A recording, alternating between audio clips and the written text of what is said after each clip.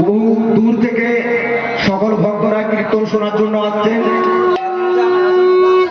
দয়া করে কেউ মঞ্চে উঠে কোনো পুরস্কার বা ফুলের তোড়া দিবেন না, কারণ কীর্তন শোনাতে এবং কীর্তন শোনার জন্য একটু অসুবিধা হবে। তাই যদি কেউ পুরস্কার বা টাকা পয়সা কিছু দেন, আমাদের অনুসন্ধান অফিস আছে, ওখানে নাম নথিভুক্ত করবেন।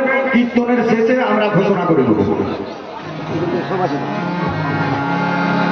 বাদল বাবুকে আমাদের যে গুরুদেব, উনি বরণ করে দিচ্ছেন।